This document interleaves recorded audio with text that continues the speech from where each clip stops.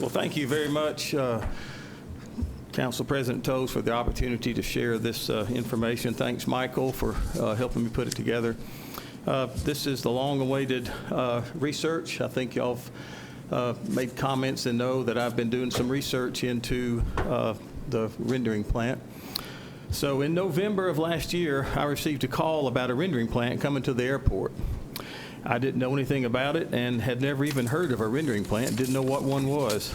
So as I began to research, what I've discovered was what I was hearing didn't match up with what I was researching. So I decided to go and see for myself. I wanted to go to the places that had rendering plants with modern technology. So what you're about to see and hear is that feet on the ground research. Now, I'm not going to tell you this research is perfect. I've never really done anything like this, so I'm not a research expert. If I went back and did the same thing I did before and spoke with different people, I very likely could receive different answers. But this was a space and time and a trip that I said that I was going to take. So I wanted to visit rendering plants in the summer. I didn't want to go in March when it might be 40 degrees. I wanted to go in the heat of the summer. It was about 90, 91 degrees when I went to these plants. And I also felt I had an obligation as an elected official to look at all sides and look at all information. Before we get into that, let's look at the poultry industry in North Alabama.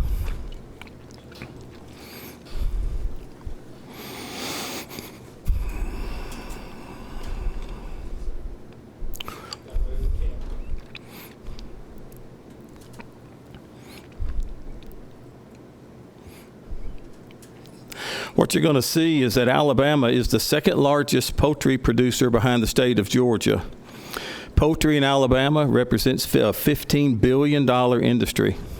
Etowah County, as you'll see, is in what's called in the poultry business, the poultry belt. It's a group of about 11 counties north of Birmingham that produces a vast majority of the state's poultry, or chickens.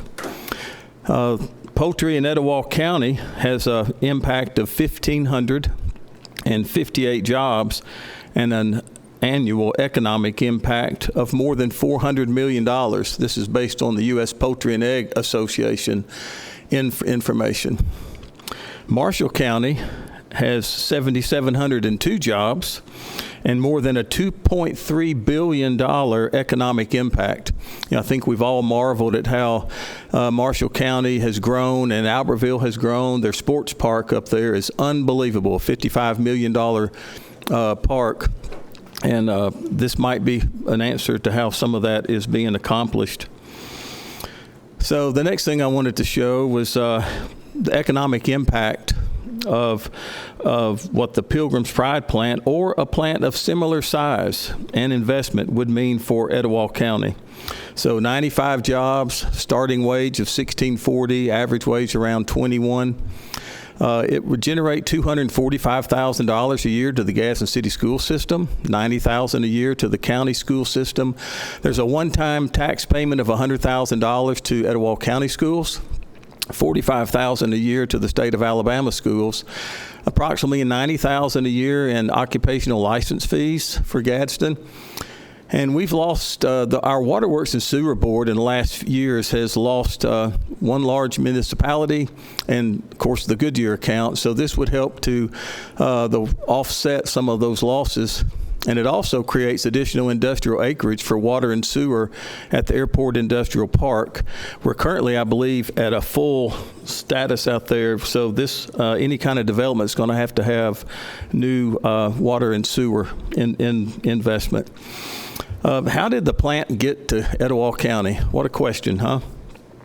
Well, it was brought by Montgomery to the Industrial Development Authority, to the IDA, in November of 2019. The megasite location was the first location that was being considered.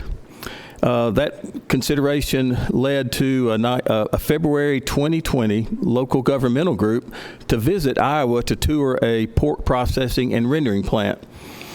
That also led to a $50,000 engineering study that was paid in part by the county and by the Gadsden Waterworks and Sewer Board to determine the feasibility of providing water and sewer infrastructure to the megasite.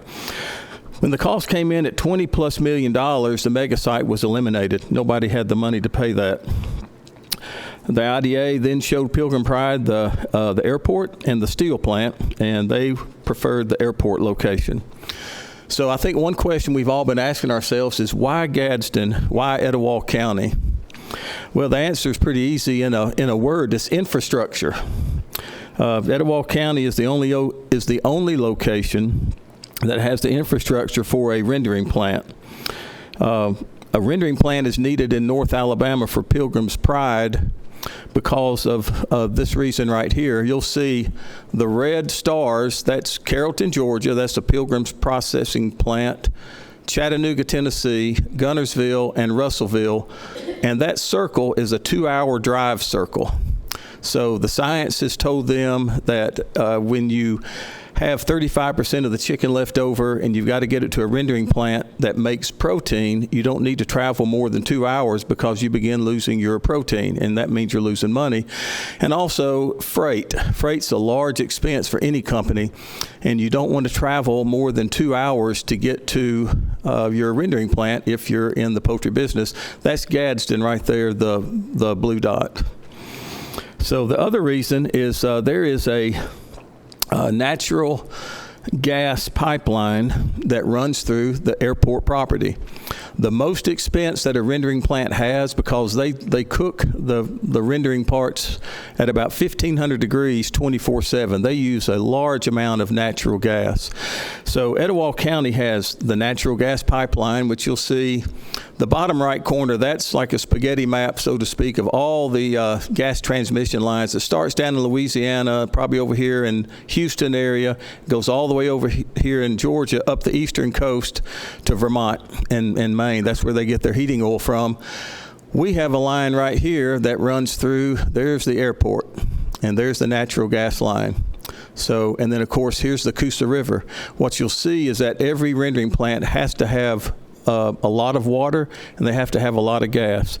So between those three things, the proximity of the Pilgrim's Pride plants within a 2-hour drive circle, the proximity of the natural gas line running through the airport property, and then the Coosa River, that's why they've come to Gadsden and Etowah County.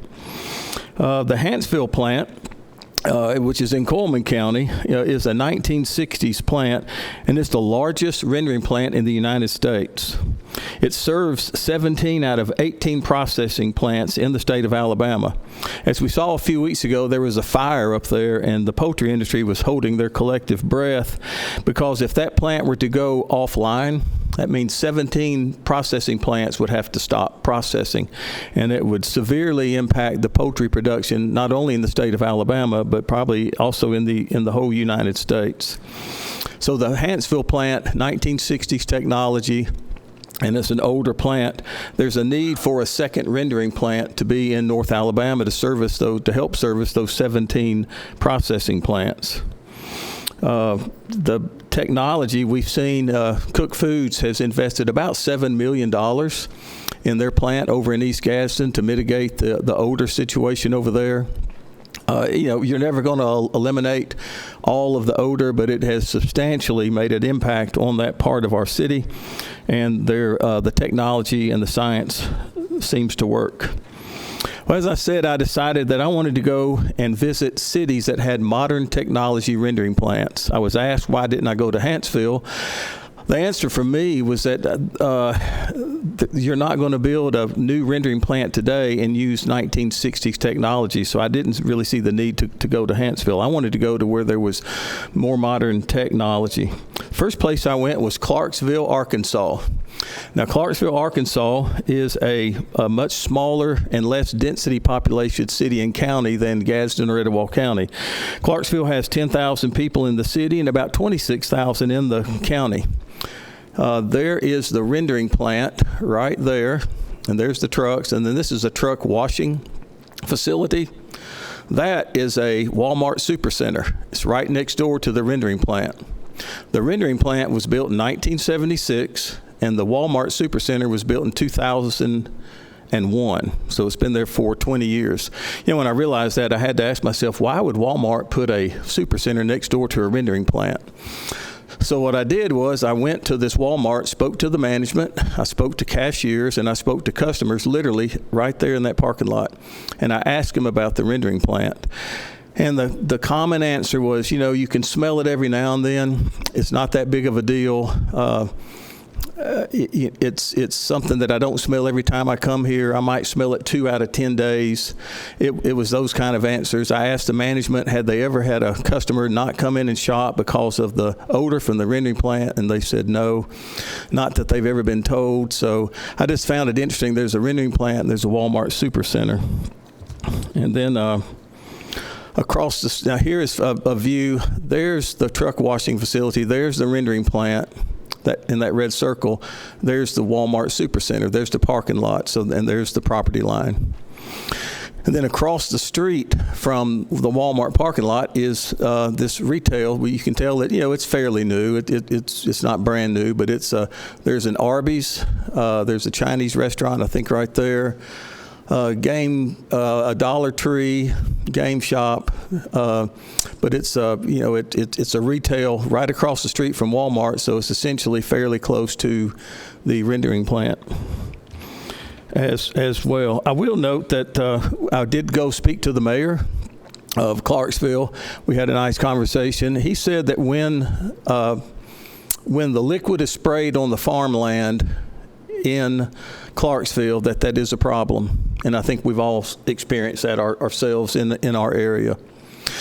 So this is a 3-mile radius circle of Clarksville, and here's what's located within that 3-mile radius. Johnson Regional Medical Center, about 1.2 miles. They have a nice city parks, 1.5 miles. Downtown Clarksville is 1.75 miles. University of the Ozarks is very similar to Birmingham Southern. It's 2 miles away. Middle school's 2 miles. The Country Club of Clarksville is a little over 2 miles. The airport's 2.28 or 2.3 miles. Another school, almost 3 miles. And then the high school is almost 3 miles. It's all within that 3-hour circle. That's the Arkansas River right there. As I mentioned earlier, all rendering plants have to have a lot of water. The next city that I went to is across the river, and it's Scranton. There's a much larger rendering plant there. And as you'll see, this is a very rural county. Scranton has about 200 or 300 people in their town, and I think there's about 22,000 people in this county here. And so, let's see, right there. There's the Clarksville rendering plant. That is a Walmart distribution center. And so as you can see, I was probably traveling here and I had to go down that road. So I get to that intersection, and that plant is larger than Goodyear. It is humongous, and it's located right there. And so I went on that road. Right about here, I got on the road and I got behind a truck going to the rendering plant. So I think I tracked about 2 miles, and I got as close to the truck as I could. I had my head out the window, and I never smelled anything. I wanted to see if I could smell it, and I didn't smell anything, and I didn't see anything. Now, given that's one truck, one time, in that given place of time. So I'm not saying that that's the way that it is every time. I'm just telling you what I experienced. So when I went to this rendering plant, they wouldn't let me inside because I was unannounced, but I stood outside for 15 minutes, and I never smelled anything. The manager came out, wanted to know who I was. He saw the city van and was curious, and told him what I was doing. And I complimented him on his plant, said everything looks clean outside, I don't smell anything. And he said, you're not going to see anything dirty, and you're not going to smell anything because I run a tight ship. And that's when it dawned on me. He said that these plants, like any plant, is only as good as who's running the plant. It's only as good as the ownership. It's only as good as the people that are inside working. So there is an area of concern, obviously, that who's running the plant and are they doing what they're supposed to do. I get to this plant, it's the same thing. I'm unannounced, go to the guard shack, and I'm told I have to leave, don't take pictures, all this kind of stuff. I had to wait about 10 minutes to speak to the guard, and again, I did not smell anything while I was outside waiting. So then about a month or so later, I go to Timberville, Virginia. Timberville, Virginia is at the very northern part of Virginia, and this is a Pilgrim's Pride rendering plant in this red circle. And they also have a Pilgrim's Pride processing plant. So they process chickens right there, and they take them over here and they render them. And so Pilgrim's Pride actually operates about 4 poultry rendering plants. As you'll see right here, there's another Walmart Supercenter. And over here is a new subdivision, and then right here is an established subdivision. And these are nice homes. We've Googled them and looked, and these are nice neighborhoods. Timberville has, again, much more sparsely populated than Gadsden. It has 2,691 people. They're located, this is Rockingham County, Virginia. They have 81,244 people in the county, so the county's closer to the size of Etowah County. And but that's and I did get behind a truck when I was going to this plant. I got behind I guess a processing type truck with live chickens that was going there, and it smelled. It smelled pretty bad.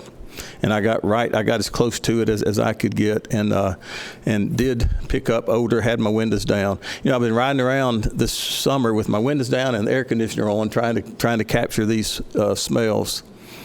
The next place where there is a modern technology rendering plant is Saluda County, South Carolina. I chose not to go there because Michael Clark with CBS 42 went there and did a report. This presentation is going to be on, I guess, city website and our YouTube page and things like that. There's a link. If you haven't seen Michael Clark's report, you can do it right there. Saluda County is very rural, 20,400 something people in the county. So most counties that have rendering plants, in my research, are much less sparsely populated than Etowah County. And the cities are not as big as the city of Gadsden. So when I went to these plants, or these cities rather, I asked the same questions to try to get some uniformity. I would say, what can you tell me about your rendering plant? Does it smell? In a 10-day period, how often? Is it a putrid, terrible, keep you in the house smell? I ask about their drinking water. What about your river and streams? What about your real estate values? What about the trucks? Can you smell it where you live or in the town? And then the final question is, knowing what you know now about a rendering plant, if you didn't have one, would you want one built in your city? By and large, the answers were collectively within a few numbers the same. I never had anybody tell me the plant was an issue. Average was that it might smell 2 out of 10 days. But it's not bad, and it doesn't last all day. It kind of comes and goes. It depends on the wind, I guess. Drinking water is fine. Our rivers and streams are fine. Our real estate value has not been adversely affected. The first place I went to in Clarksville, I went to a restaurant and walked around and talked to people in the restaurant. I talked to a retired couple that had just sold their house. They were moving to be near their daughter. And he said 6 years ago he bought his house for $116,000 and sold it the week prior for $183,000. Once again, that's one conversation, one person. I'm not here to say that that's the way it is across the whole spectrum of the real estate. I'm just saying that that's what I was told, and that's what that I found out in that particular conversation. But then overall, in general, talking to the elected officials in all these cities, they did not say that their real estate values had been affected, and in a negative way. Well, let's talk about the trucks. I think what I've found out that the trucks are very obvious that they could present problems and could create bad situations. I've seen pictures just recently of a spill in Guntersville. Those things will happen. There's no way around it. There's no way around having not having spills. But the processing plant in Carrollton, Georgia, and the cooked foods over in East Gadsden, they've been driving up and down Meagan Boulevard for over 40 years. So those of us that have lived here that long, have to think back, how many times have I seen a spill, or how many times have I come across that? And so that's just a question that you would have to ask yourself. But here is the proposed location at the Gadsden Airport. And so no matter where the trucks would come from, if you go back to that, if you think that circle of where their plants are located, Russellville, Guntersville, Chattanooga, and Carrollton, they're going to eventually either come down I-59 or they're going to be on Highway 77 coming from the west. possibly even up I-59 from Russellville if they choose to go down 65 and then 59 north. That's what I call the Cracker Barrel exit. The trucks would come there. They would go to Church of the Highlands' new location. They would travel 2.1 miles on Airport Boulevard. They would come to Steel Station Road, go about 2 or 3/10 of a mile on Steel Station, and then there's the plant proposed location. So that's the route that the trucks would travel. In the trucking industry, it's controlled by GPS. Pilgrim's Pride has told us they own the trucks and they employ the drivers, so they can control those drivers. What they can't control are when the trucks come to pick up the protein. Those trucks come from their customers. They can ask the customers to take this same route when they arrive at the plant and when they leave, but they can't guarantee that that's going to happen. And to me, that's problematic. I mean, I have a question about that. I don't want the trucks don't need to be going down Steel Station and going that way. So that can't be controlled, and so that's a problem. One thing that I want to make clear is that as far as the trucks coming to the plant from the processing plants, it's 2.5 trucks an hour, 60 trucks a day. And then I have not heard how many protein trucks would come to pick up the protein. The airport. We've talked about airports. Obviously, this proposed location is at the Gadsden Airport. One of the things that has been a real big topic of conversation are turkey vultures and turkey buzzards. There was an article in the editorial section of the Gadsden Times that showed this plant in Gastonia with turkey vultures and buzzards in a vortex circle right around in there. Well, I went to this plant. I took this picture in Gastonia a few weeks ago. I was standing right there, took the picture. You can't see it right here, but there's about 8 or 10 turkey vultures right there sitting right there. So there's a call box right there, and I hit that button. Guy came out and talked to me. We talked about right there. And that's the other part of their plant. I told him who I was, what I was there for, and I asked him about the turkey vultures. He said, yeah, we had a spill a couple months ago, and they've been here, and they've kind of found a home, but I think that they're probably going to go away as soon as the rain kind of gets some of the smell. So I said, well, what do you do here? He said, we basically we process used cooking oil, and we take in scraps from restaurants and grocery stores, like meat scraps and stuff. So I said, is this a chicken rendering plant? And he said, no, we haven't done that since 2019. So this is not a rendering plant. The turkey vultures, I've been to 2, 3 modern technology rendering plants. I didn't see any turkey vultures. I didn't see even any birds. So maybe I just hit it on a day when they weren't there, but I've been told that there are no turkey vultures at poultry rendering plants. This is not a rendering plant, and they they do have turkey vultures there, but it's not what's being proposed to come to Gadsden.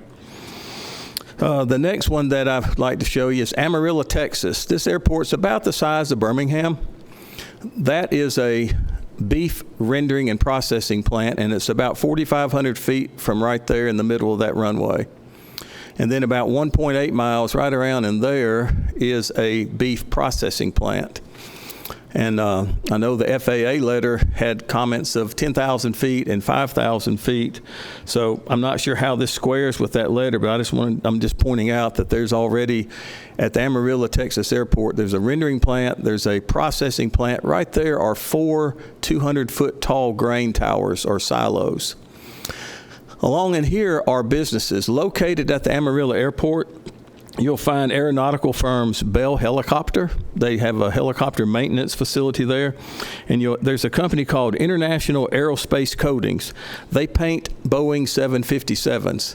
I believe it's right there is the painting facility. So if it's 4,500 feet to there, it's a big airport. It's probably 2.5 miles from there to there. But just wanted to point out that airports do have rendering plants, processing plants, 200-foot silos, and they have aeronautical businesses. They have airplane painting businesses. And right there, I believe, is it's called the Texas Air and Space Museum for the whole state of Texas is right there. So they actually have like a retail. I spoke with the aviation facilities manager at the airport, super nice guy. He told me that these plants do create an odor, that from time to time you're going to smell this plant and possibly even the processing plant here. His opinion was it's the processing plants that seem to have the odor, and that it can be smelly at times. But he also said, we don't know the plants are, I wrote this down as a quote, we don't know the plants are even there. They don't create an issue. So that was his opinion. Just wanted to, I'm telling you what I found when I asked these questions. And I think this kind of shows that we can develop our land and still protect our airport and its ability to serve the aeronautical community and provide necessary air infrastructure for heavy to light businesses. Now, the Gadsden Airport, I have concerns with Pilgrim's Pride locating right here. And I do want to point out that I read all the time that why would we put a rendering plant at the foot of our runway? Well, that's not the foot of the runway. That's the parallel. That's to the side of the runway. So words matter, and we need to make sure that if we're going to describe it, let's do it correctly. That is 1,478 feet from the middle of the runway to the middle of the 88 acres right there. But I have concerns with locating a rendering plant at the airport. One of the main reasons, on my trip to Virginia, I saw a 30-foot wide tank that has an oscillating arm that separates fats from the water, and it's open. And I mentioned to my tour guide, we're not going to have that at the proposed site in Gadsden. He said, yes, you'll have, I think he said 4. And I said, that's a problem. I have a real big problem with that. He wanted to know why, and I said, well, the 20th Special Forces parachute out there at the airport, and I don't think that's wise to have an open tank container that large at an airport where people are parachuting. So I'm out. I'm not in for that. We can't have that at our airport. He said, well, I think we can design a metal grid or a metal net that would stop that. And I said, well, that's new, a new design, new technology. Maybe that could work, but I'm not interested in being a guinea pig for seeing if we can stop somebody parachuting down and maybe they get in there and drown. So very problematic for locating right there with the 20th Special Forces, which has been a long-time client and customer and partner of the Gadsden Airport. Next is fines and penalties. It's no secret there's a lot of fines that Pilgrim's Pride has had. Their parent company, JBS SA, which I believe stands for South America, is very problematic from the charges and the violations that are pending and the previous charges that they've been convicted on and the enormous amount of fines. So, yes, I have concerns. I think we all would with a company with that kind of behavior coming to our city. I found this website. It's violationtracker.com, and I wanted to, again, I'm doing my research. I want to find out for myself. This only gives United States fines. They're showing about $170 million for JBS in the United States. I obviously know that there's a lot more fines than that I've seen because I've seen it. It's been sent to me, and so I know that there's a lot more than $170 million. But as I was searching in here, it took me a while to figure out how to get in there and stuff. I was amazed at what this company has done. They compile fines and violations from 39 different agencies, most of them federal agencies. What was amazing to me is to see the companies with tens and even hundreds of millions of dollars of fines, and they have branches or locations right here in Gadsden and Etowah County. It took me aback. I just had no idea what I would find when I started searching around in Violation Tracker. Another good source for information like this, of course, is the Coosa River Keepers. They publish a list of toxic release inventory violators for the Coosa River. They have like a top 25 list. That's an interesting list to view. There's I think what it also tells me, and this isn't to make it okay that people have violations, but most manufacturing companies are going to have some kind of a violation. I don't think they're probably ever on purpose. I just think that it just happens. There's a system failure. There's a machinery failure. There's human error. Things will happen. We have good local-owned companies that have had situations like that. They didn't do it on purpose. It's just what happens when you do business. Nothing's wrong with that. I mean, you hope it doesn't harm your ecosystem, but nobody does stuff like that on purpose. Not here locally, not the ones that I think that we have. But you can see that on the violation tracker. You can go in and find that out, and also on the Coosa River Keepers. Next is the condition statement. There's a lot have been said about some of my comments about conditions, but here's my thinking. And y'all, I've never done this before, okay? I've been a councilman 2.5 years. I'm not an attorney, but I want to protect my city. So this whole comment, what I'm going to make is me trying to protect Gadsden. Identify and list Pilgrim's Pride's promises, which they've made, and if those promises are broken, establish fines and detailed courses of action required to alleviate and correct the problem. You could take Pilgrim's Pride name out of that and put anybody. This isn't just for them. This is for any new industry wanting to come to the city of Gadsden. So, I made a comment about cutting off their water. They have to have water. What I'm looking for the city of Gadsden, I'm looking for leverage. I want to have leverage over a company. I don't want a company to have leverage over my city. That just makes sense to me.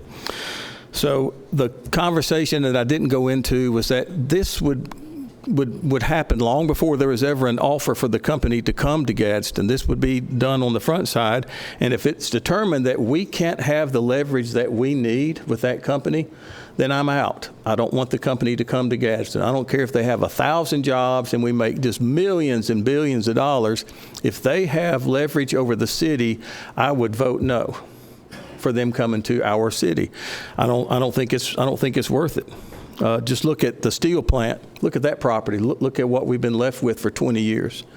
It just doesn't look good. And if people come to our town, they drive by there, it just looks terrible. So I think we need to negotiate better on the front side. And I think that we need to be willing to walk away from deals if it's not the best deal. Money isn't everything. We'll get the jobs one day that we need, but money's not everything. So don't go for the shiny nickel. You have to drill down. That's what this was all about. And I was thinking that if we had control over the water, then we've got the final leverage. We've got the upper hand. That's all I was saying. I have talked to numerous attorneys and judges, and that's probably not able to happen. And that's fine. I'm out.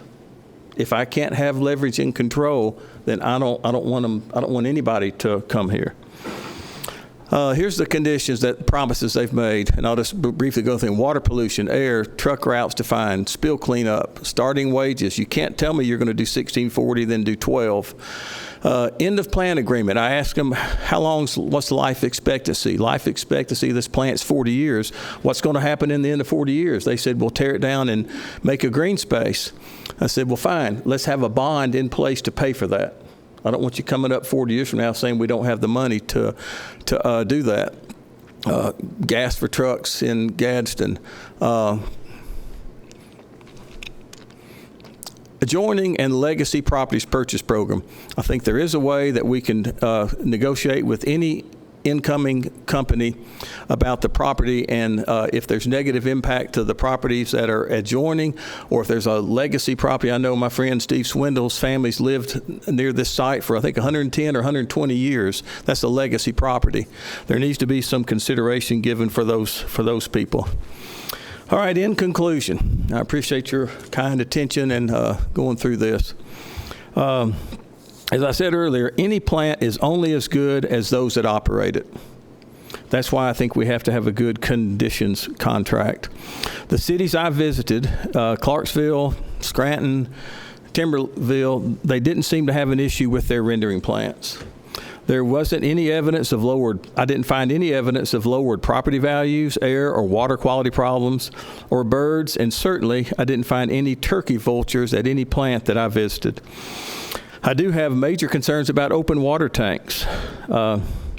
I also have major concerns, should there be a catastrophic or systemic unchecked problem, what would happen to the adjoining properties, what would happen to our streams, and what would happen to our river? That has to be addressed.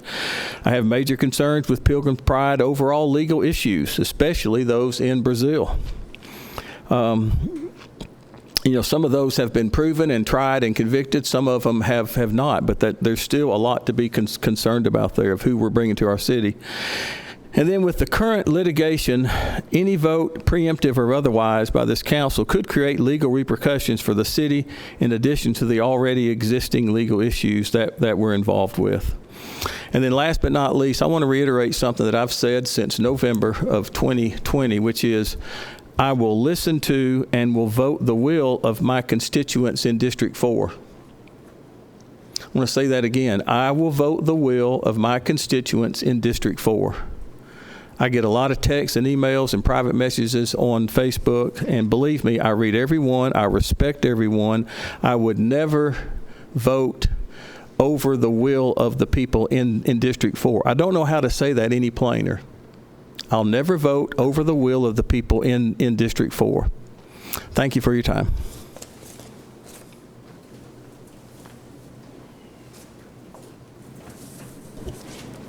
Thank you, Councilman Beck, and we'll look at our agenda for today.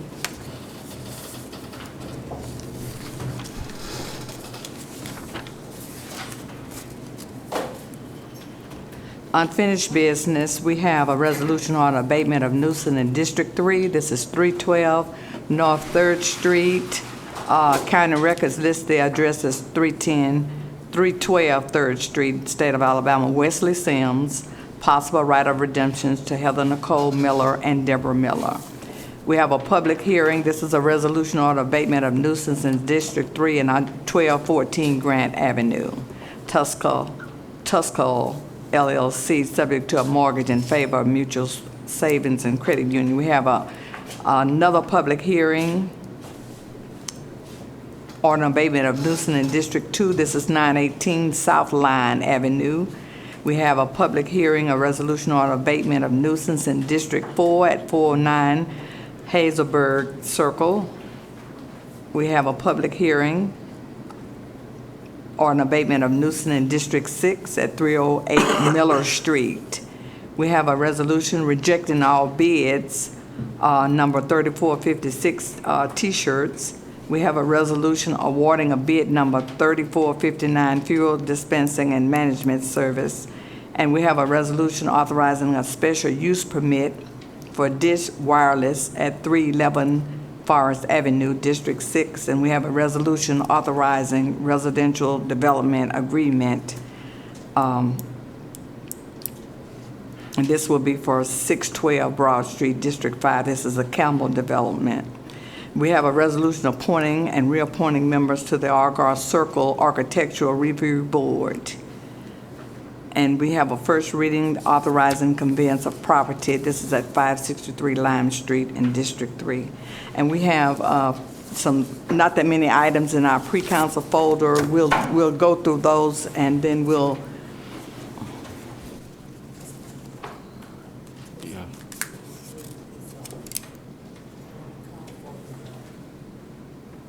Executive session. Okay. Our first item in our pre-council folder is to not grant economic incentives for Pilgrim Pride Industrial Development.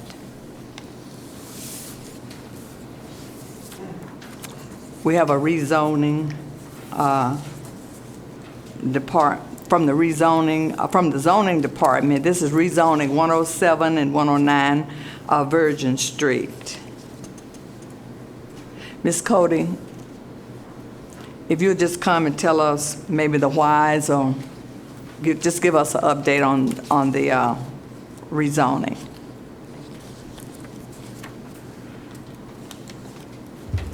Good morning.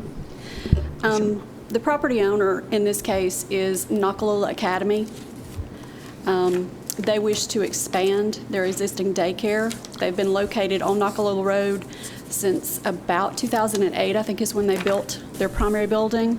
They've already had one expansion across the street. Now they have acquired the residential property that's immediately behind them on Virgin Street. They're going to demolish the home, which is a rental property currently. They're going to build a new pre-K building. They've got a grant through the state for 2 pre-K classrooms, so that's what it's going to be utilized for. Any questions from council members? Okay, all right, thank you. Well, we have another rezoning. This is 627 Gaston Avenue. Yes, ma'am. The owner is currently residential, and I think at the end of the day, he just wants to have it rezoned so that he can sell it. He has a possible potential buyer. I say possible because there's not a contract to my knowledge for that. So ultimately, he's just looking to rezone it so that he can market it as commercial. There was substantial opposition to this rezoning at the Planning Commission meeting because the street leading, it's a dead-end street essentially, and the majority of the properties are residential. So he would be across the road from something that is commercial, and then the U-Haul is actually at the dead end. But the neighbors pretty much turned out in force in opposition because they were afraid it would ultimately change the character of their street. If the proposed use was a contractor storage yard, there was a lot of concern if that happens about large vehicles and, you know, the safety of their children in the neighborhood. And I forgot, did this have to go to the Board of Adjusters after it left the zoning? No, ma'am. It just came to us? It's Planning Commission, and then it comes straight to the council. Okay. And I can ask, can we, the opposition, the people that opposed it, can we hear, I mean, we're not going to bring this up today, but can we hear from them? I sent letters to each of the persons who spoke in opposition, so hopefully they'll take the opportunity to attend the meeting. Okay, So all they right. were notified of the public hearing next week. Okay, all right. Okay.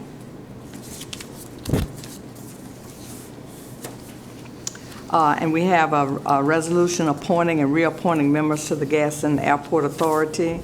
We have a Kenneth Robinson will be appointed to the Airport Authority to replace Harry McClendon for a term expiring July 31st, 2027, and Jonathan Welch is reappointed to the Gaston Airport Authority for a term expiring July 31st, 2027.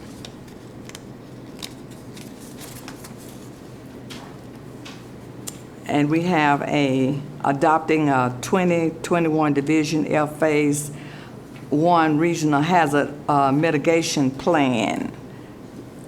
And I'd asked the, okay, you're going to speak on that, all right.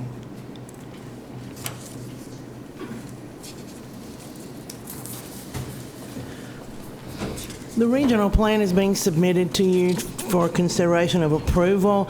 We do a county-wide hazard mitigation plan annually, and what those hazard mitigation plans do is free up grant money, help us to analyze what our current threats are, know how to respond to those current threats, and this is something that we try to do every 5 years as a regional group. So this one specific is regional. It's DeKalb, Etowah, Marshall, all those in the Division F footprint of state EMA. And we've just come together and listed our resources and things that we feel like we need to work on as a group to be able to better respond and mitigate hazards. And we just need your review and signature.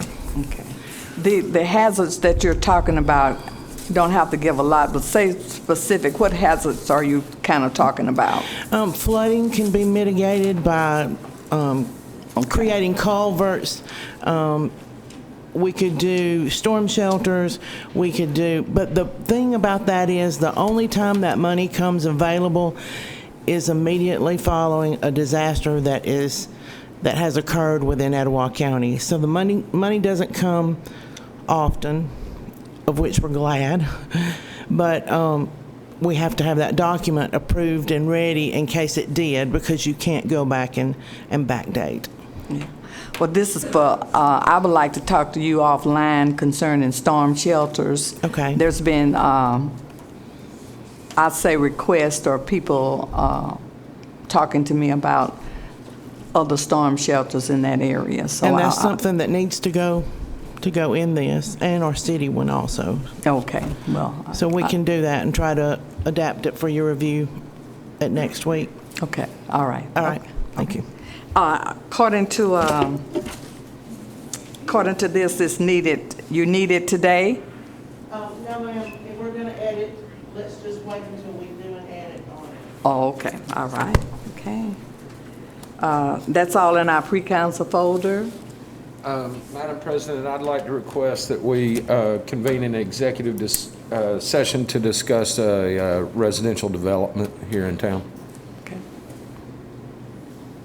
Second. Clerk, will you take the vote? Those in favor to enter into executive session, let it be known by saying aye. Aye. Those opposed, we have a unanimous vote to enter into executive session for the purpose stated.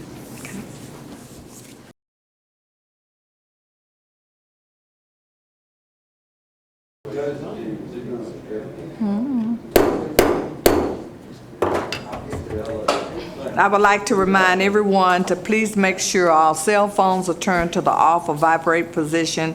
And also, please be advised, our city council meetings are broadcast on Comcast Channel 99, AT&T Uverse, and the City of Gaston YouTube channel. The meeting of the Gadsden City Council will now come to order. The chair calls on City Clerk Alva Nelson for the roll call. Councilwoman Toles? Here. Councilman Williams? Here.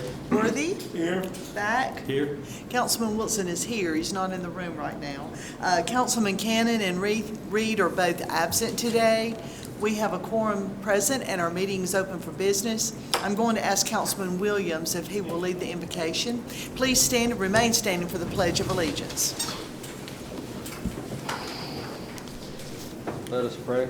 Father God, we thank you for the opportunity to convene today. Father, we thank you for your grace and your mercy, Father. We ask that you will continue to bless this great city, Father. We ask that you will continue to guide us through these very, very difficult times, Father. We ask you to bless the families right now that are going through, Father God, these very difficult medical situations, Father. Provide guidance, provide leadership, Father God, provide wisdom to all of those in decision-making capacities, Father God. Father, please touch and heal, Father God, those that are sick. Father, please touch and guide, Father, those that are on the front lines in the healthcare communities, our first responders and others, Father God. And through it all, we will continue to give you the glory, the honor, and the praise. For it's in Jesus' name we ask it all. Amen. I pledge allegiance to the flag of the United States of America and to the republic for which it stands, one nation under God, indivisible, with liberty and justice for all. Okay, I'd like to begin our meeting today with an update from the Emergency Management Agency, Ms. Deborah Gaither. And an added addition to our agenda will be our own Chief Reed, who will give us an update concerning Gaston. And just to let you know, he'll be on our agenda from this point on. Good morning. Good morning. Let's look at the numbers real quick. We are at 58.57 new cases per day here in Etowah County. That would be 410 new cases in the last 7 days. Our positivity rate has gone down some. Right now it's at 29.9%. Our transmission rate still remains at high. Our hospitals and ambulance services are still working at full capacity of which they have right now. And since you are going to start giving an update, do you want us to do it like we've been doing it, or is he going to give a separate one? You go ahead and take care of that. Yeah, I'll just go to the fire department. because he's gonna Well, that's what I was come gonna want behind. you to Yeah, do. You want to do that now? Sure, if you Sure. yeah. Sure. Because it leads me into my next thing. Okay. And our numbers mirror Ms. Gaither's number. We've had a slight decrease this week. We went from 30 PUI, persons under investigation, to 25 in this past week. However, we've had 6 in the past 2 days. We've already had 3 this morning, so the numbers look like they're skewing back up. Both hospitals are at capacity. One of the hospitals that we were at yesterday, between the hours of 12 and 8, we'll have multiple ambulances on the wall, not due to their fault, just because they're overcrowded. I really do encourage people to use urgent care centers for things that they could avoid going to the ER for. I wouldn't want to go to the ER right now. If I had something wrong with me, unless it's life-threatening, I'd go to an urgent care. But our numbers remain, like I said, going from 30 to 25 is not a significant decrease to me, especially since 4 weeks ago we were at 2, then 10, then 13, then 30, then 25. So you can see the curve is up. As we go through the next few weeks, we'll see where this curve takes us. It's real. The fire department, Gadsden Fire Department, attended the funeral of an Anniston lieutenant that died from COVID Sunday. It's tragic. It strikes everyone, firefighters, it strikes general public. If you don't believe in it, it believes in you. So, do you have any questions? And after Ms. Gaither speaks, if I can speak later, I do have some good news. Sure. Thank you. So one thing I'll just point out is obviously this week we got the full FDA approval for the Pfizer vaccine. I mean, again, I think, that can't do anything but help us, because there were many that were using that as a basis for their aversion to the vaccine. So, I mean, if you could just kind of expound on what that means so that people can understand it and help make a good informed decision. Yeah. Yes, that has been a great concern for a lot of our citizens. Their main concern has been that it was not FDA approved, it was fast-tracked. I believe that what was stated from the FDA was, yes, we did fast-track it, but we did not skip any step. A lot of other things went on hold so that they could move forward and fast-track it. It being the first, it'll be the first booster that's available for our citizens, so we'll get that information out just as soon as we have it available to us. Moving on to the numbers, we have a total of 706 vaccinated through Vaccinate Gadsden. It's a 99 addition this week. They actually gave 176 vaccines this week, but we counted the first week and then subtracted it from the total that they had, so that we would know that was second doses. So we're only saying that they have approximately 99 that were vaccinated for the first time this past week. In Vaccinate Gadsden, they've done 146 payouts to citizens thus far. Most of those were Johnson & Johnson, or they just got their vaccine last Wednesday and then were here the afternoon to get their payout. So want to emphasize about that, right now, the only days for payout are Wednesdays and Fridays on the second floor from 11 until 4. I think people are kind of trickling in a few every day, but we want to really emphasize only come on Wednesday and Friday, second floor, between 11 and 4 for Gadsden Vaccinate Gadsden voucher payout. Also want to emphasize you must go to a participating pharmacy to be vaccinated to receive your voucher.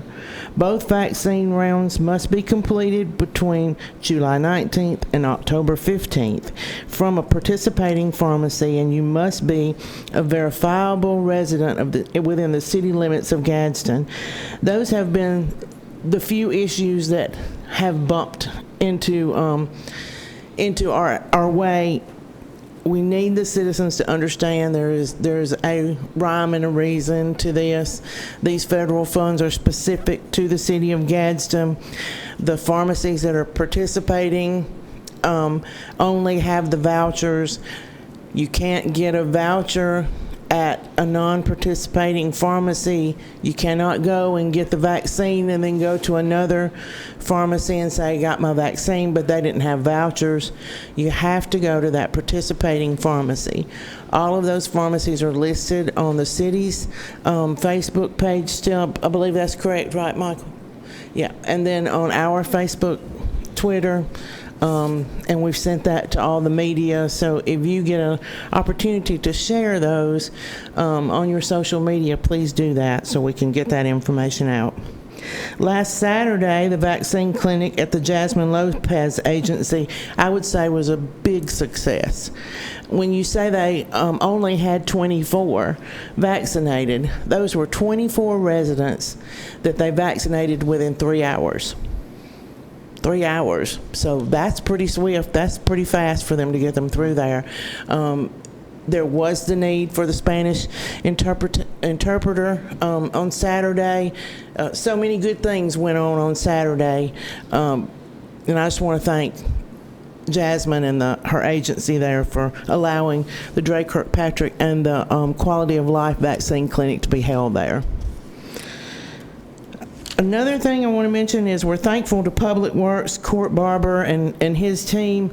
They worked tirelessly yesterday to install a tent at one of our hospital locations, and it was not just a pop-up canopy. It was a tent that is put up California style, so you'll know what that is.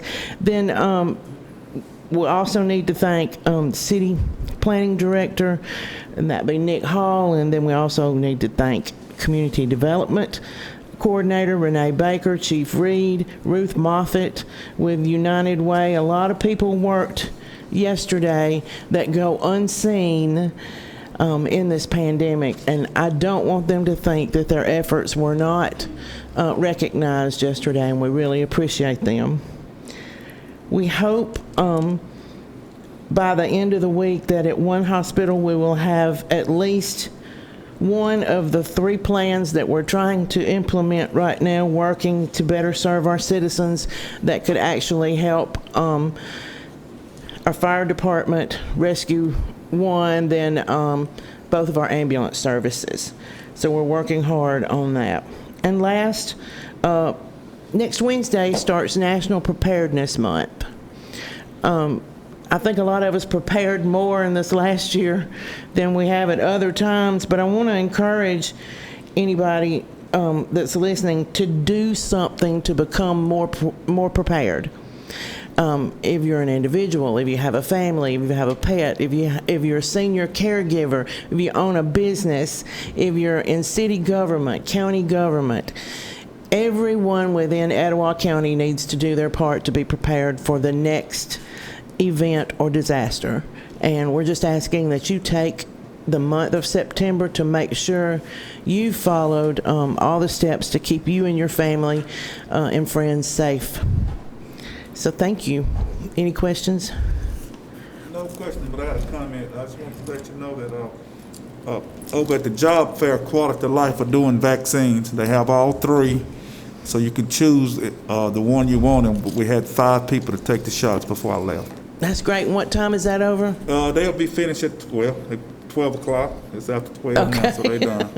Well, okay, but Quality of Life has several vaccine clinics going on between now and the middle of September for sure, and those are also on our social media pages, and I'm quite sure on Quality of Life's. So, yes, thank you. Thank you, Ms. All right. Chief Reed.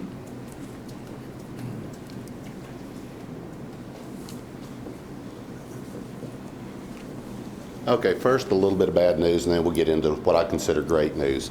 We do have 2 firefighters out right now with COVID. I have a 3rd testing, and I have a couple that have family members testing today. So our internal numbers are up. The good news, Gadsden Fire Department, Rainbow City Fire Department, the Etowah Fire Department, Glencoe, Hopes Bluff, and several other volunteer departments have partnered to restart our career tech program that Chief Carroll started several years ago that we had to stop due to COVID. At that time, it was just the Gadsden City School system. Now it's going to be Gadsden City School, Etowah County Schools and Etowah Schools, we will be meeting at Gadsden City High School. These schools are already vetting their participants. Myself, my EMS chief, and a few others will be meeting over the next few days with the other school systems in the county to try to encourage enrollment and attendance. When they take this program, they are in it every evening from approximately 1:30 to 3:30. If they finish the program and pass, they will come out with a volunteer firefighter certification. After that, they have the option of attending a 5-week bridge program in Anniston to become professional firefighters, to be certified, to not only help us and the other paid fire departments in recruitment and retention, but to help the volunteer fire departments, because if someone decides to go through it and they don't want to become a career firefighter, they can stop at the volunteer level. But we're really excited about this program with all 3 school systems, because it's just building on something that we already had, trying something new for recruitment and retention. So we're excited about that. That's great. Thank y'all. Okay. We will continue with our agenda. The chair will entertain a motion to approve the minutes of the work session in the city council meeting that was held August 17th. So moved. Second. Clerk, will you take the vote? Those in favor, let it be known by saying aye. Aye. Those opposed, motion carries to approve minutes. The chair will entertain a motion to ratify payments of accounts for the week of August the 13th through the 19th. So moved. Second. Clerk, will you take the vote? Those in favor, let it be known by saying aye. Aye. Those opposed, motion carries to ratify payment of the accounts. No proclamations, unfinished business. We have a resolution ordering abatement of nuisance on property at 312 North 3rd Street in District 3. And this resolution was tabled for 30 days on July the 20th. The building department has recommended an additional 30 days. What is the pleasure of the council? Madam President, we're gonna ask for a 30-day table. Any discussion? They don't start on the property within the next 30 days. When they come back before us, we'll be voting to abate the nuisance. All right. Clerk, will you take the vote? I didn't record a okay, we got a second. Those in favor to table the resolution for 30 days, let it be known by saying aye. Aye. Those opposed, motion carries to table for 30 days. This is the time and place as advertised to conduct a public hearing allowing anyone to speak in opposition to or in favor of a resolution or an abatement of nuisance on property located at 1214 Grant Avenue. And this is in District 2, Tuscal LLC, subject to a mortgage in favor of Mutual Savings Credit Union being the last known owners. Is there anyone to speak in opposition to this resolution? Is there anyone to speak in favor?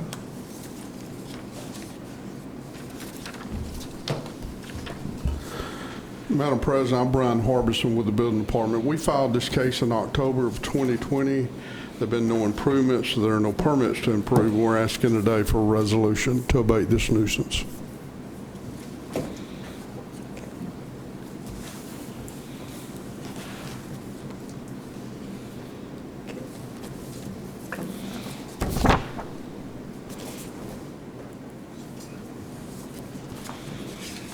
This is in District 2. Okay. What is the pleasure of the council? Move to adopt. Second. Clerk, will you take the vote? Those in favor to adopt the resolution, let it be known by saying aye. Aye. Those opposed, motion carries to adopt. Our next public hearing is a resolution on abatement of nuisance on property located at 918 South Line Avenue in District 2. This is the Financial Fitness LLC as a trustee of the Cherry Charity Trust, being the last known owners. Is there anyone who would like to speak in opposition to this resolution? Is there anyone to speak in favor? Madam President, we filed this case in June of 2020. There have been no improvements. There are no permits to improve. We're asking today for a resolution to abate this nuisance.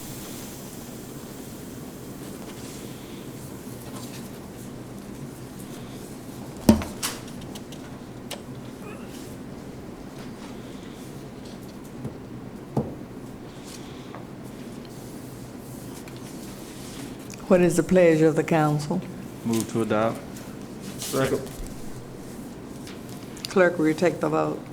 Those in favor to adopt the resolution, let it be known by saying aye. Aye. Those opposed, motion carries to adopt. Our final public hearing is a resolution on abatement of nuisance on property located at 308 Miller Street in District 6. And this is Mary Torrey, Richard Torres, and Grover Robinson being the last known owners. Is there anyone who would like to speak in opposition to this resolution? Is there anyone speak in favor? Madam President, going back to the Miller Street, there has been improvements. There's a permit to work on that property. We're asking that case be tabled for 30 days. Thank you. Okay. So what is the pleasure of the council?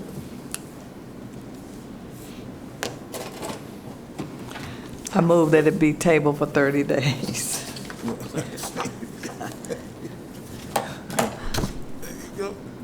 Second. Those in favor to table the resolution for 30 days, let it be known by saying aye. Aye. Those opposed, motion carries to table for 30 days. We have a resolution rejecting all bids for bid number 3456 for T-shirt. I did? 12. Number 12. I already wrote a paper. Our next public hearing is a resolution on abatement of nuisance on property located at 409 Hertzberg Circle in District 4. Chris E. Walker and Donna Walker being the last known owners.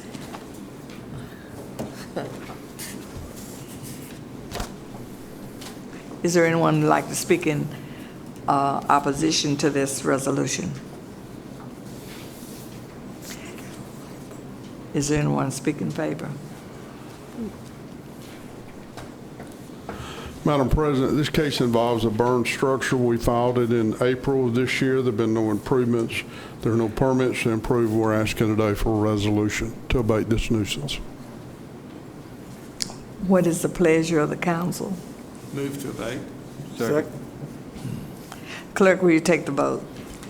Those in favor to adopt the resolution, let it be known by saying aye. Aye. Those opposed, motion carries to adopt. The Miller. Okay. Item 14, am I correct? The resolution, this is the one of rejecting the bid for the T-shirts. 3 bids were deemed non-responsive due to an incomplete bid bond.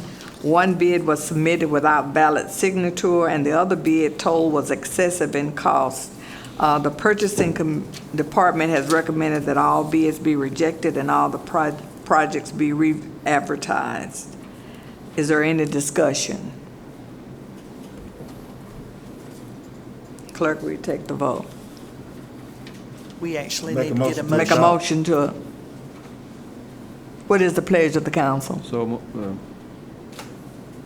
Did you get a I second? move that we adopt Second. this resolution. Okay. Second. With the mask, it's hard to tell. Those in favor to adopt the resolution, let it be known by saying aye. Aye. Those opposed, motion carries to adopt.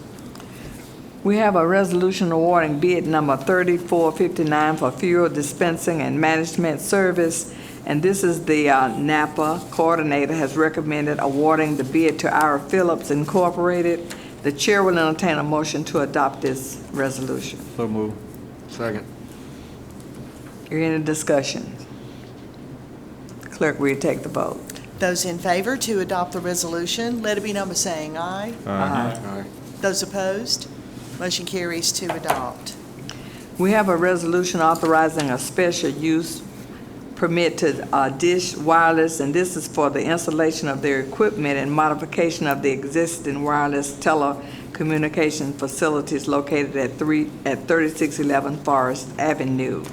And before we go into the motion, we'll go into a discussion and have you to come and tell us about it since you wasn't here last week. Good afternoon, President, Council. David Andrews with CMS, the city's consultant for wireless telecommunication. First off, let me apologize for not being at the work session last week. This resolution is for an application made by Dish Wireless.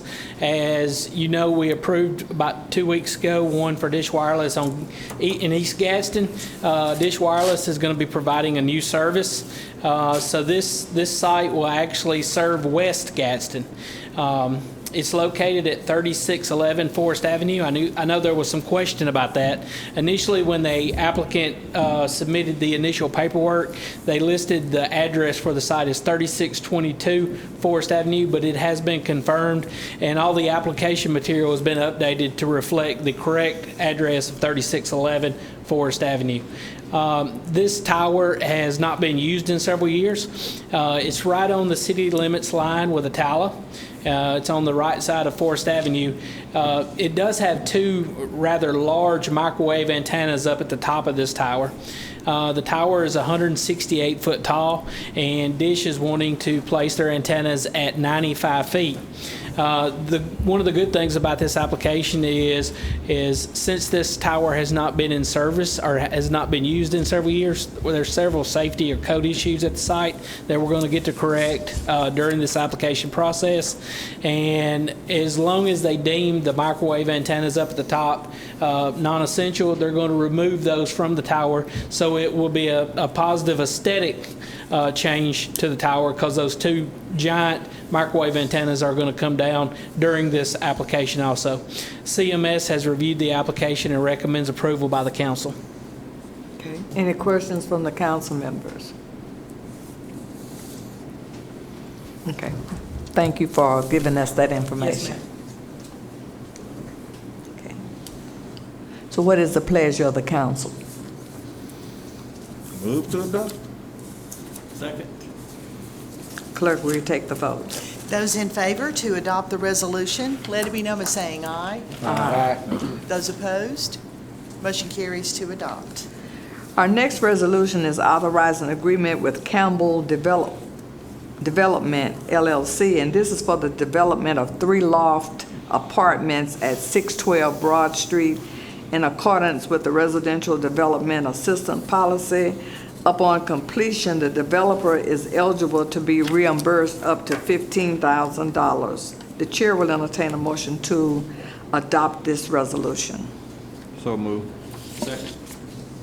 Any discussion? Clerk, will you take the vote? Those in favor to adopt the resolution, let it be known by saying aye. Aye. Those opposed, motion carries to adopt. Our next resolution is appointing and reappointing members to the Argyll Circle Architectural Review Board. And this reappoints Edwina K. Cooper, Philip E. Miles, and Ernest D. Cordell, Jr. for the term expiring July 20th, 2023. It also appoints Tom Banks to replace Jeff Cedarholm and reappoint Lamar Smith for the term expiring July 2024. The chair will entertain a motion to adopt this resolution. So moved. Second. Any discussion? Clerk, will you take the vote? Those in favor to adopt the resolution, let it be known by saying aye. Aye. Those opposed, motion carries to adopt. We have a first reading here. It's an ordinance authorizing conveyance of property located at 563 Lime Street in District 3. Stephen Eisen has offered to pay $1,000 for the property, and this ordinance has been presented today for first reading, and the council will vote on it next week. Okay. New business, we have none. Department reports, remarks by the council. Councilman Worthy. Yes, thank you, Madam President. I just want to remind people that we have a job fair that's going on at this moment. We'll be there till 1 o'clock. We have about 75 employers there, all with job openings. So please, if you haven't, go ahead on and go over and look and see what's open. Maybe you can find you a good job. And I was going to say some more things, but I'm going to leave it alone because I'm a little upset right now. You obeying your wife this time. Councilman Wilson. Yeah, just a couple of quick things. The resolution we passed about fuel dispensing and management services, I don't know, for those of y'all who don't know and care, we contract out the gas for all the city vehicles, and Ira Phillips just charges whatever, a flat rate plus I think 10.5% or 10.5 cents per gallon.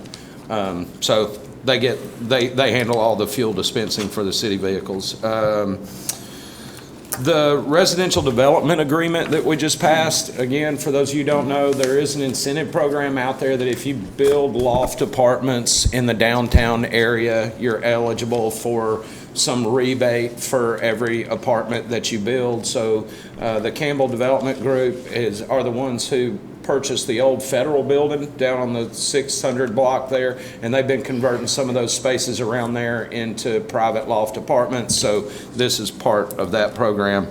All right, a couple of things on the rendering plant. First of all, I want to thank Councilman Back for his very thorough research and presentation. There's a couple of things. I mean, a lot of that was news to me. Some of it wasn't, and some of them I think is maybe a couple of them points that I really want to drive home. You know, Clarksville, Arkansas, again, the running theme throughout all these plants that we discussed is they have a much lower population than Gadsden, Etowah County, much lower.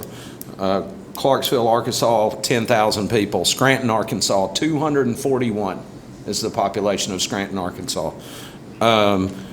Timberville, Virginia, 2,691. Saluda County, South Carolina, there's 20,473 people in the entire county. So I hope we recognize that that is one glaring difference between all of these locations and Gadsden, Etowah County. We have a much more densely populated area. Also to point out, Clarksville, Arkansas was on number 9 on the list of most nitrogen dumped into their waterways in 2019. Timberville, Virginia, I actually had a chance to speak with the Riverkeepers chapter there, Mr. Mark Frondorf, and he told me unequivocally that because of the nitrogen releases by that facility that they have algae blooms in their river that has all but decimated their fishing industry there. He said they used to hold fly fishing tournaments there and various other freshwater fishing tournaments, and they've all but gone away because of the blue algae that is developed from excess nitrogen in their facilities.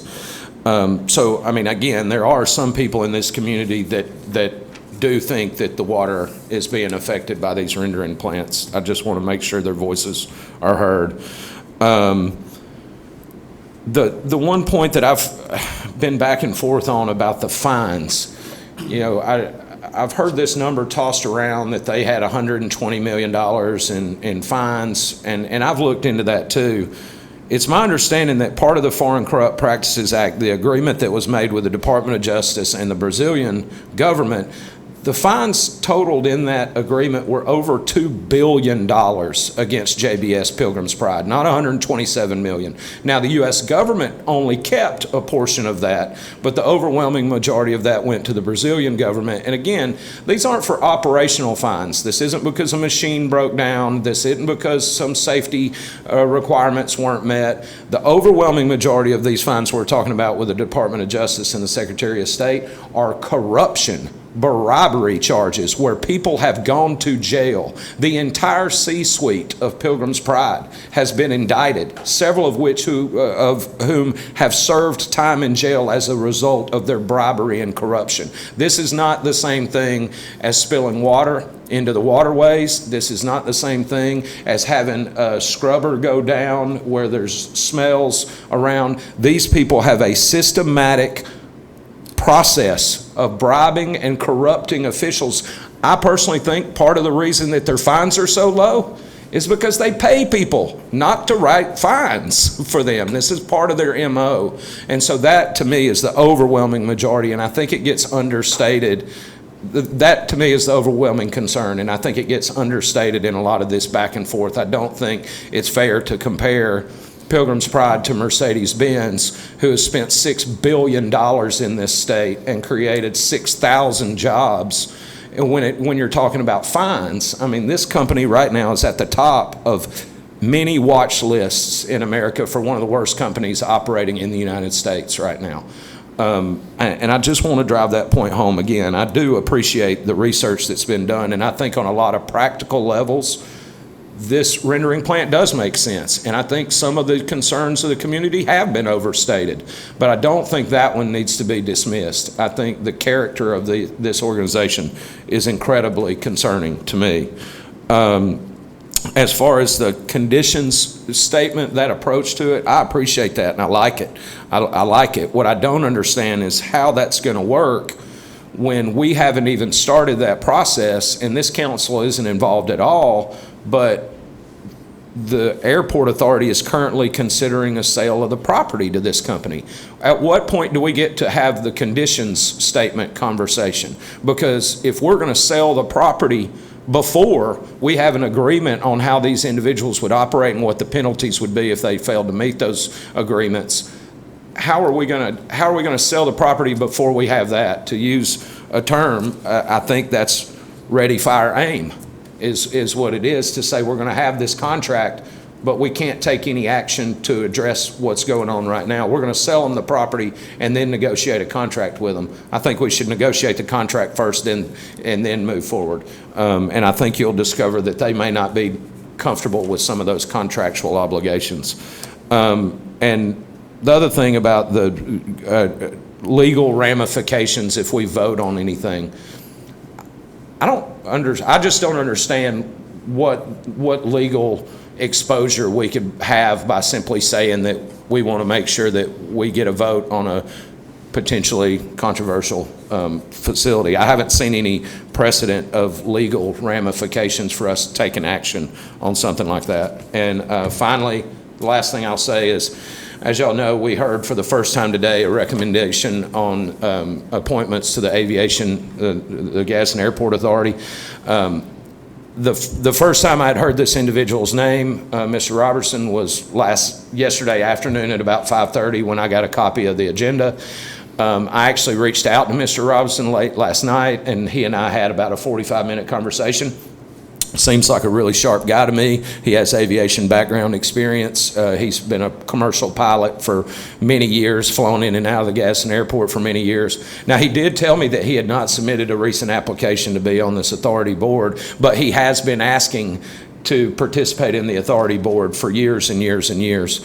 So again, he seemed very objective to me. I don't necessarily have any objection to his appointment, but I will say that I find it concerning, or I would encourage the mayor's office to look at some of the individuals that have submitted their applications recently. I'm going to run down the list real quick of ones that I've been forwarded as a city councilman. Mr. Jordan Greer works for Progress Rail, has an aviation management degree. He submitted an application. Mr. Jeff Hammondtree is a business owner in the community. He is a pilot and keeps a plane at the Gadsden Airport. Brian Nagashima works for Southern Sky Aviation as an avionics technician for 2 decades. He's requested a seat on the board. Eddie Perman Jr. is an engineer, a business owner, and a pilot who has requested a seat. Mr. Lance Corey, who is a veteran, he has served as an aviation safety officer, an aircraft flight instructor, and a test pilot, among a myriad of other things within the aviation world. Mr. Max Dover, who's also a veteran, he's trained in air traffic control and he's a certified helicopter technician. Todd Harden, who's a business owner in the community and has been a pilot for over 30 years. Andrew Richardson, who is a commercial pilot. And then, of course, Mr. Jonathan McCormick, who's a business owner at the airport and a pilot. We have a lot of qualified people that are asking to be a part of this program, and I think we should give them due consideration. Thank you, Madam President. That's all I have. Councilman Batt. Yes, thank you, Madam President. I want to just reiterate our COVID situation in Gadsden and Etowah County. It pays to wear a mask. It pays to get your shots. I think a majority, like 90% of the patients in ICU have not had shots, and so just think that through. But again, talk to your doctor, talk to your pharmacist, and get your information from qualified people.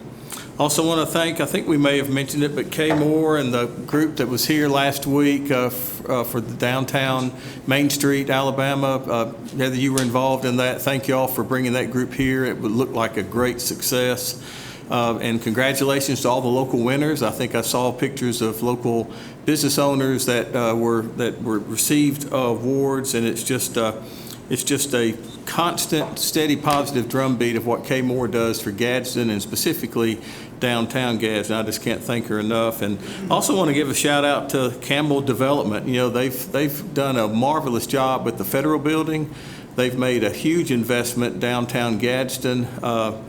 And saw some pictures of what they've done in the building, the old Jordan Supply building next door. There's a lot of work going on Chestnut on the sidewalk for that. Just real positive things that are happening downtown, and all it takes is just a core group of people. I think I'd be remiss not to mention the Life of Alabama company that poured in millions of dollars in that entire block, and it's just about completed. They've done a really good job. It looks really nice what they've done with the front there of the buildings and really all the way around. And you know, that's an investment that'll last for decades. They've gone in there and I think just kind of from the ground up just made it into it's probably just as nice underneath what we see as what we see on the outside. And as for Councilman Wilson's remark concerning my presentation, I appreciate the nod on that. I said at the beginning that it wasn't all-inclusive, that it wasn't perfect. I've never done anything like that before, and I appreciate his further research on that, and I welcome any other research on that also. I hope you gathered or gained from my research is that I'm for Gadsden. I am for the city of Gadsden. That's not to say I'm not for any other entity in Etowah County. But I serve on the city council in Gadsden, and I'm for Gadsden. I'm also for Rainbow City. I'm also for Southside and unincorporated Etowah County. I don't want to bring, I've said I'll never vote to bring anything that would bring harm to Gadsden or the surrounding area. I would not want our waterways to be damaged. I'm fully aware of the fines and the thing. We have a letter here from Senator Menendez and Rubio that I referenced. It's very alarming. I hope you could gather from my comments that I'm very concerned about Pilgrim's Pride. I'm very concerned about their activities in Brazil and the convictions and the billions of dollars of fines that they've paid. I'm very concerned. I've thought that I made that clear. If I haven't, I want to make it clear. I'm very concerned about Pilgrim's Pride coming to Gadsden. I'm not willing to, I don't want to make a pre-vote, but I'm very concerned about that. And the comment about, selling the property before we can have the conditions, that's exactly what I was saying in my presentation, that conversation has to happen before you sell anything or before you do anything. I wouldn't be the one necessarily having that conversation. I'm not an attorney, but we would have people having those conversations to try to negotiate on the front side the best we can. And I said in my presentation, if we can't achieve those certain levels, then I'm out. And by saying I'm out, that means I'm a no vote, that I'm not in favor of any company coming to Gadsden, that we can't have leverage to the point where we can protect our city. That's basically all I'm saying. That goes for any company, an existing company, a new company, Pilgrim's Pride, anybody like that. So I didn't name any names in the Coosa River report on the toxic dumps into the Coosa River, but there's numerous companies in Gadsden and Etowah County and in the immediate surrounding cities that appear on that top 25 list. That's concerning to me, and I'm not qualified to really know what all those things mean, but that's concerning. So I think these statements Councilman Wilson has made and that I've made, I think they should apply to everybody, not just Pilgrim's Pride, or it's for any company that's here or coming here that would bring harm to our city and our rivers and things like that. So don't misunderstand anything. I mean, I'm having trouble trying to figure out how to say this. I'm not selling for anybody other than the city of Gadsden, and I will protect the city of Gadsden and all of our surrounding areas. Why would I not do that? So I appreciate Councilman Wilson's comments, and I appreciate the extra research, and I welcome that. I'm not omnipotent. I don't know everything. I will say that my heart's, I think, in the right place, that I'm trying to protect our city and our county. And the information I've shared is just what I saw when I went. Welcome anybody to go and do what I did, and then see what you think. I mean, that would be one way to do it. I'm sure you wouldn't have the exact same results that I did. I wouldn't expect that. But at least I did it. I said I was going to do it. I think I'm the only one that's actually done it. I haven't sat behind a computer and conducted all of my research. I've actually gone to the places, took the time out of my personal job and out of my family's time to go and put in the work to help protect my city and my county. And so, and I stand by what I shared today. That's what I saw and that's what I experienced. Thank you, Madam President. Councilman Williams. Thank you, Madam President. Councilman Back, the only thing I'll say to you is this: I definitely appreciate the work put into conducting the research. I think everybody on the council benefited from that, and many people who observed it. You and I've talked, and I think you should. What I've heard from what you've presented is I'm going to do my research and I'm going to vote the position of my district. And people that aren't hearing that really don't want to hear it. So again, I think it's important to note that the research was done. You've committed to voting the position of your district, not the position of Kent Back. Right. And again, I appreciate the information that was shared today. And regardless as to if we ever get something to consider and vote on it, regardless as to wherever that goes, I think mature elected officials will cast their vote and move on. And so again, thank you for what you shared today. As it relates to COVID, folks, we got good news this week in terms of the FDA approval of the Pfizer vaccine, and again, I think as many people have captured what the major impediments to some who have not been vaccinated might be. The full FDA approval, fertility issues, and just a general healthcare aversion kind of stand out as the top three. Well, we've knocked out one of those. The full FDA approval is here. It's been done, and it's changed the position that many folks are taking relative to the vaccine. So, please, people, take steps to keep yourself safe, to keep your family members safe. It is alarming the number of children that are now being negatively impacted by this awful disease. And those children, in large part, are being impacted because adults aren't taking the steps that they need to protect themselves. So again, let's please be smart as it relates to this. And please remember, folks, that the healthcare community and the CDC are not your enemy. You had 75 doctors in Florida to stage a walkout. They didn't neglect any of the responsibilities associated with their position, but they're tired. And they're tired because the vast majority of the people that they're having to treat are unvaccinated people. And there are generally two categories of unvaccinated people. There are people who are unvaccinated due to underlying health conditions. They've been told by their doctors, you probably shouldn't because you're gonna have a reaction, you're gonna have a negative impact. And then there are those who are unvaccinated for political or personal reasons, completely unrelated to health care. And those are the people that are killing us. Those are the people that are killing us. That's why those doctors walked out, because they know that there are a large percentage of people who are out there unvaccinated for ridiculous political and personal reasons. You're killing us. So we ask that you take steps. Doesn't have to mean that you get vaccinated, but take steps to keep yourself safe, your family safe, the children amongst us safe, and the most vulnerable people amongst us safe. Please, I'm begging you. And again, it's not my intent to try to belittle anybody, but it is every individual's responsibility in the midst of this pandemic scenario to be smart and take precautions to keep us all safe. Thank you, Madam President. Madam President, one thing I forgot. I don't want to recognize former Police Chief John Crane, who's in the office, in the building today, and coincidentally enough, he also has applied for application to the Gadsden Airport Authority Board. So, thank you. Glad to have you with us, Chief Crane. And I'll just say, in response to Councilman Back, I 100% agree and am very appreciative of all the work he did, and I hope that was conveyed in my comments too. I think he's gone above and beyond in his research on this, and I genuinely appreciate it. And I do believe that his heart is in the right place, as he says, and he'll vote his constituency. Thank you.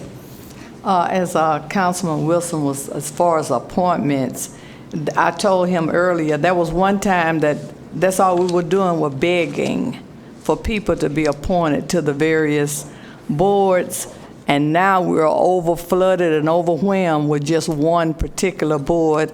Also, Wayne Watts applied for the airport. Yeah.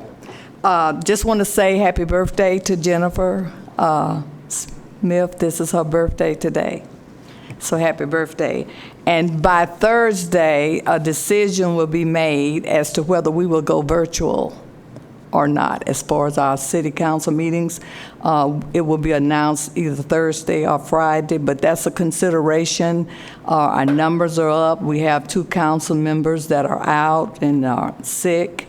So we're considering going virtual starting next Tuesday, but announcement will be made by Thursday or Friday. I call for a motion to adjourn. So moved.